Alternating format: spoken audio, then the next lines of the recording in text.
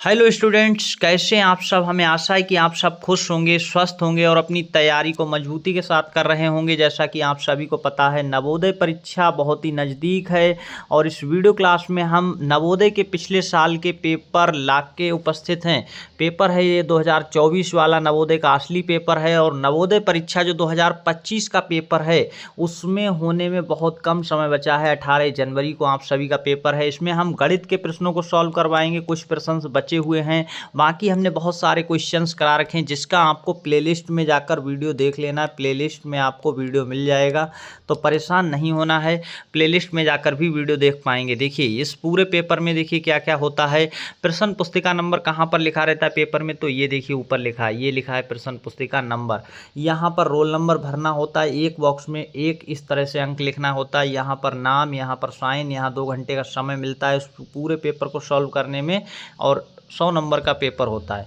80 प्रश्न आते हैं पूरे। यहाँ पर 80 में देखिए गणित के प्रश्न जो हैं वो कितने आते हैं, गोला कैसे भरना होता है ये यहाँ पर दिखाया। और कल हमने ओएमआर शीट भरने का वीडियो भी बनाया था जिसमें आप जाकर सीख सकते हैं। ग्रुप पर भी डाल दिए ओएमआर शीट, तो व्हाट्सअप ग्रुप ज्वाइन नहीं किया तो ज्वाइन कर लेंगे, लिंक नीचे डिस्क्रिप्शन बॉक्स में। ओएमआर शीट भरने वाला वीडियो, हर वीडियो वहाँ पर आपको मिलता रहता है। समय 2 घंटे का होता है। अब देखिए गणित के प्रश्न कितने आते हैं और कितने नंबर के होते हैं। मानसिक योग्यता के सभी को पता है 40 प्रश्न होते हैं और 50 नंबर के सबसे ज़्यादा। गणित के खंड सेकंड में 20 प्रश्न आते हैं 41 से 60 तक और 25 नंबर के होते हैं। ये बात ध्यान दीजिएगा और अच्छे से समझ लीजिएगा। ये 80 प्रश्न 100 नंबर के होते हैं।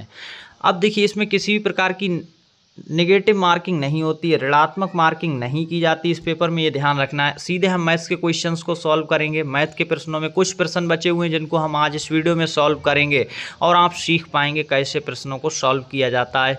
पिछले साल का असली पेपर है, भटकना नहीं है कहीं पर भी। समय बहुत कम बचा है, तैयारी लगातार हमारे साथ जुड़कर 41 से लेकर के आगे के क्वेश्चन हमने सॉल्व करवाए थे। क्वेश्चन करवा दिए थे हमने 55 तक। क्वेश्चन नंबर 56 से सॉल्व करवाना है।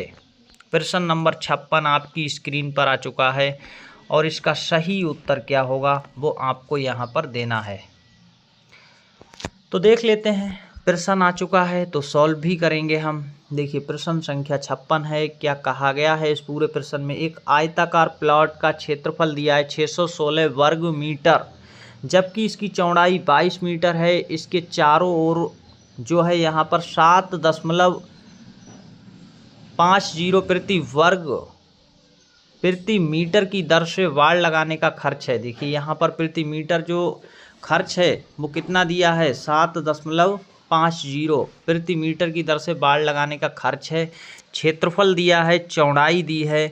तो अब हमें ये निकालना है कि कितने रुपए इसके लगे हैं वाड़ लगाने में प्रति मीटर चारों ओर।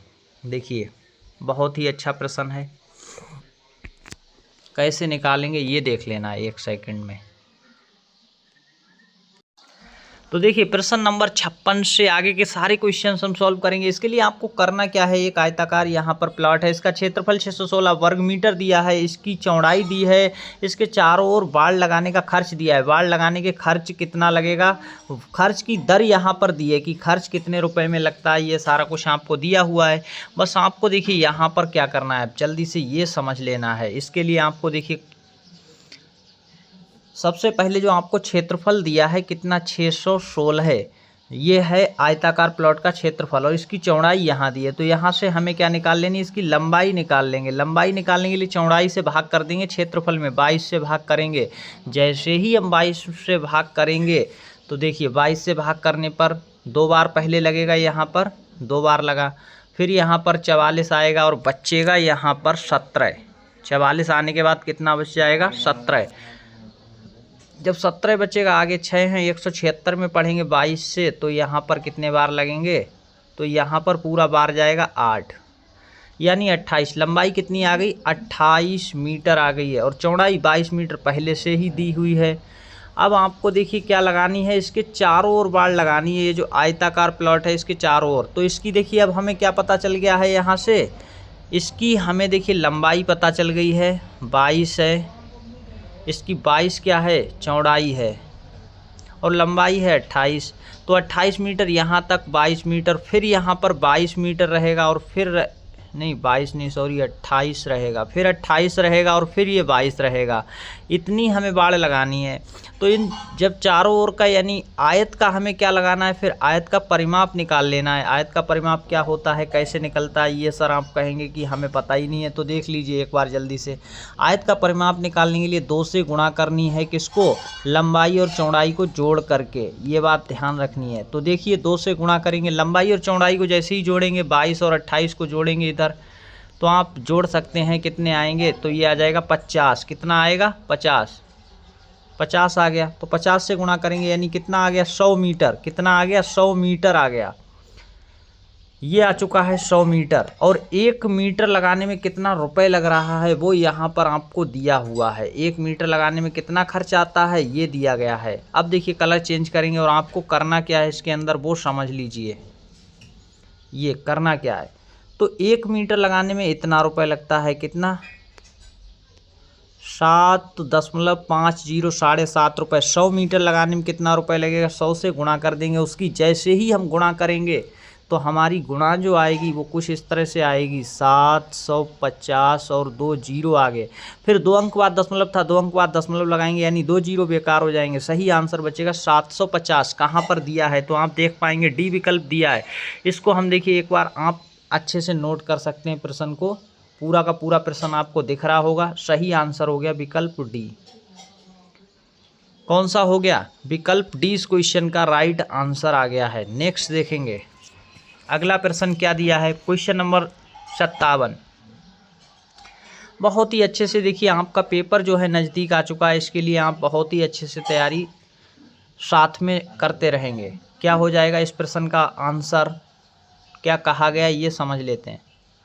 57 नंबर कहा ये गया है, देखिए एक वर्ग का परिमाप उस आयत के परिमाप के समान है।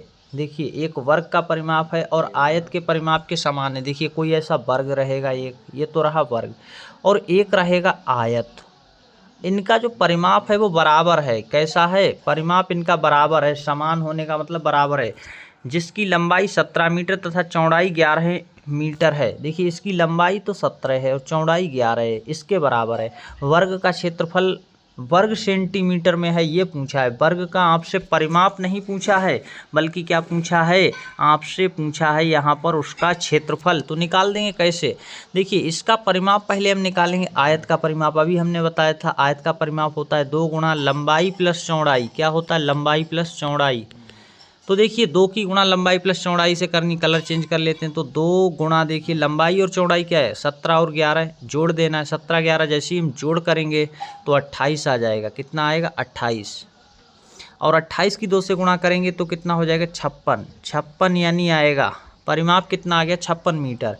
अब देखिए 56 मीटर परिमाप किसका होगा, इसका 56 मीटर परिमाप है और इसका भी 56 है, क्योंकि परिमाप यहाँ पर समान है, बराबर है, तो इसका भी है। 56 अगर परिमाप है तो इसकी भुजा निकालेंगे। वर्ग की भुजा क्या होती है, देखिए वर्ग की भुजा कैसे निकालेंगे, अगर परिमाप दिया है तो भुजा निकालने के लिए 4 से करनी होगी हमें भाग, और जैसे ही हम 4 से भाग करेंगे तो 14 आ जाएगी एक भुजा, दूसरी भी 14 आएगी, क्योंकि वर्ग की सभी भुजाएं बराबर होती हैं। अब क्षेत्रफल निकालने के लिए हमें क्या करना होगा, ये समझ लेना है। क्षेत्रफल निकालने के लिए आपको क्या करना है, देखिए क्षेत्रफल निकालने के लिए 14 यानी भुजा की गुणा भुजा से करनी होती है, ये बात ध्यान रखिएगा। तो हम क्या करेंगे, 14 की गुणा 14 से कर देंगे तो भुजा की गुणा भुजा से हो जाएगी, और सही आंसर आ जाएगा 196 वर्ग मीटर। ये क्षेत्रफल आ जाएगा वर्ग का, क्योंकि 14 की 14 का गुणा करेंगे तो 14 का स्क्वायर हो गया, 14 का वर्ग हो गया। 14 की गुणा करके भी देख सकते हैं आप, 196 वर्ग मीटर क्षेत्रफल आएगा। ये समझ गए होंगे। नेक्स्ट क्वेश्चन है 58 नंबर, बहुत ही शानदार क्वेश्चन है, देखेंगे कैसे आंसर निकालना है। देखिए कहा यह गया है, दिखाया गया है प्रश्न के अंदर, यदि a बटा b एक भिन्न है जिसमें a बराबर b माइनस 3 है, तथा यहाँ पर ये नीचे इस तरह से दिया भी है, एक इस तरह से सॉल्व करके दिया है, तो आपसे ये पूछा है a बटा b कितना होगा। तो सॉल्व कर लेंगे, कितना होगा, बहुत ही आसानी से सॉल्व किया जा सकता है। सॉल्व करने के लिए आपको क्या करना है, हल कर लेना है इसको। देखिए इसको जैसे ही हम हल करेंगे तो यानी इस वाली चीज़ को हम पहले लेके चलेंगे। और एक चीज़ हमें यहाँ पर ये भी दी है, दोनों को अलग से हम देखिए हाईलाइट कर देते हैं और कर भी दिया है। a बराबर b-3 है और इससे हम सॉल्व करेंगे। इससे सॉल्व करने के लिए देखिए क्या करना है, करना आपको ये है, यहाँ पर भी b है, यहाँ पर भी b है, लेना होगा एलसीएम। क्या लेंगे हम? एलसीएम।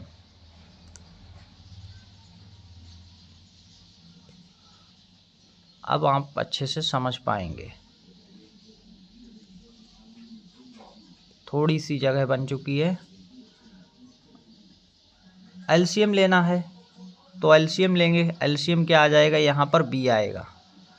और जैसे ही b एलसीएम आएगा तो देखिए ये ऊपर क्या हो जाएगा, a+10 माइनस यहाँ पर रहेगा क्या, माइनस यहाँ पर रहेगा a। ये समझ आ गया। अब देखिए a से a कट जाएगा और बराबर में यहाँ पर हमारा क्या है, 10/7 है। तो बचा क्या है, तो देखेंगे यहाँ पर बचा है 10/b। क्या बचा है, b। इस तरह से है। फिर यहाँ पर आप देखेंगे कि 10/7 है, इस तरह से। अब आप बहुत ही आसानी से देखेंगे, ये 10 से ये 10 कट जाएगा तो हमारा b बराबर कितना आ जाएगा, निकल कर 7। b बराबर कितना आ गया, निकल कर 7। अगर b बराबर 7 निकल कर आ गया तो a बराबर कितना आएगा, वो आप यहाँ से निकाल पाएंगे। कैसे? इस वाली से देखिए निकाल लेंगे। तो ये समझ लीजिए कैसे हम निकाल रहे हैं। b का मान यहाँ पर रखेंगे तो देखिए a बराबर निकल कर कितना आ जाएगा, b की जगह 7 रख देंगे, -3 रख देंगे, a बराबर निकल कर क्या आ जाएगा हमारा 4। a बराबर क्या निकल कर आया, 4।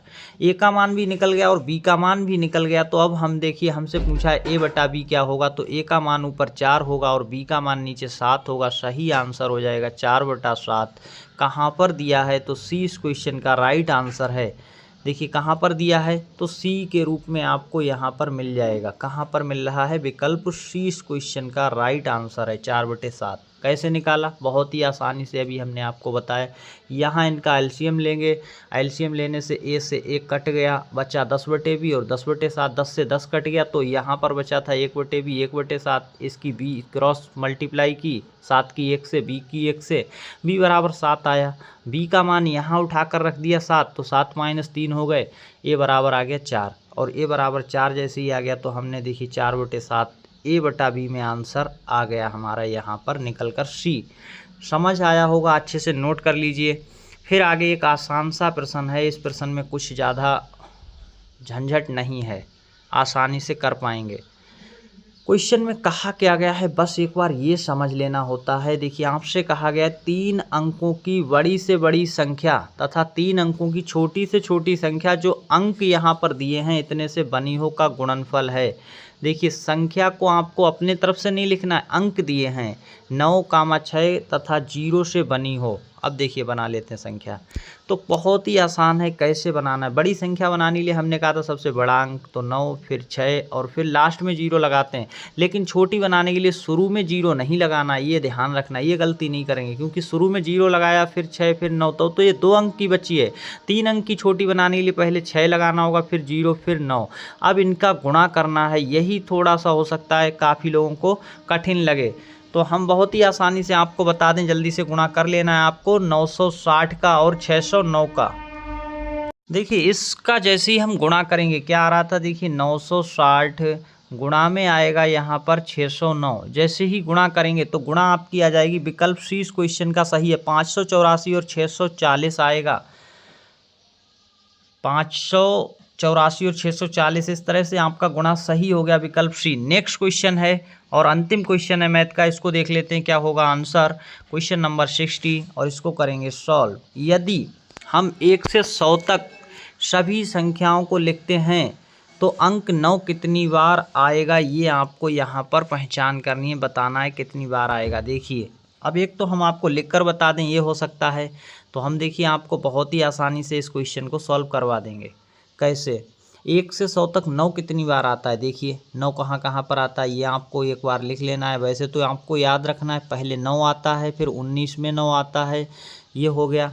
फिर इसके बाद कहाँ पर 9 आएगा, देखिए 29 में 9 आएगा, ये ध्यान रखिएगा। 39 में 9 आएगा। उसके बाद कहाँ पर 9 आएगा, 49 में आएगा, देखते जाइएगा। 59 में 9 आएगा, फिर 69 में 9 आएगा। फिर इसके बाद कहाँ पर 9 आएगा, 79 में 9 आएगा, 89 में 9 आएगा और फिर 90 में 9 आएगा। ये आ गया। इसके बाद देखिए 9 कहाँ कहाँ पर आता है, 99 में 9 आएगा। ये हो गए, तो देख सकते हैं 99 में 2 बार है। इसके एक जगह पर देखिए अब कहाँ पर 9 आते हैं वो देखिए, 91 से लेकर के कहाँ तक आया होगा, देखिए 91 में 9 है, 92 में 9 है, 93 में 9 है और 94 में 9 है। 95 में देखेंगे, 96 में भी 9 है, 97 में भी 9 है और एक है 98। अब इसको हम काउंटिंग कर लेते हैं, अलग कलर लेंगे जल्दी से। देखिए 1 2 3 4 5 6 7 8 9 10 और 2 बार यहाँ पर है, तो 10 2 बार है, 1 13 है, 14 15 16 17 18 19 20, कितना हो गया 20। तो 20 बार सही आंसर यहाँ पर है। अब आपका सही उत्तर क्या हो गया, विकल्प बी 20 बार होता है। बाकी यहाँ पर गलत हैं। और कोई भी अगर 9 बचा है, आपको लगता है कि कोई सर आपने छोड़ा है, तो हमें आप बिना किसी रुकावट के साथ कमेंट्स में लिखकर ज़रूर बताइएगा कि ये वाला 9 आपने छोड़ा है। कमेंट्स में लिखकर बता सकते हैं। ऐसे ही आप जैसे 9 पूछा गया, मान लीजिए अगली बार प्रश्न में वो क्या पूछ सकता है, ज़्यादा से ज़्यादा क्या पूछेगा, ये बात ध्यान रखने योग्य है। वो है कि यहाँ पर वो कह दे कि 3 कितनी बार आता है, कि 4 कितनी बार आता है, 5 कितनी बार आता है, ये पूछ सकता है। तो इनकी आप अभी से अभ्यास और रिवीजन कर सकते हैं। तो ये मैथ्स के प्रश्न हमने सॉल्व करवा दिए और ये प्रीवियस ईयर यानी गणित का जो है पिछले साल का पूरा पेपर सॉल्व हो चुका है 2024 वाला। और 2025 का प्रश्न 18 जनवरी को ऐसे ही आएंगे, तो अभी से रिवाइज करते रहेंगे। अब हम बहुत जल्द आप सभी के लिए नए क्वेश्चंस लेकर आएंगे, कैसे क्वेश्चन आ सकते हैं। इसके लिए आपको क्या करना है, तो चैनल को सब्सक्राइब करके रखना है। सब्सक्राइब करके रखेंगे तभी आपको ढेर सारी क्लासेस मिलती रहेंगी। और बेल बटन को दबा देना है। वीडियो को अंगूठे के निशान से एक लाइक ज़रूर कर देना है, दोस्तों के साथ शेयर कर देना है। अपना नाम और अपने ज़िले का नाम लिखकर ज़रूर बताना है कहाँ से आप हैं। और मैथ्स के क्वेश्चन ये जो वीडियो क्लास है समझ आई है या नहीं आई है, कमेंट्स में एक बार ज़रूर बताएँगे। धन्यवाद, जय हिंद। मिलते हैं नेक्स्ट वीडियो क्लास में।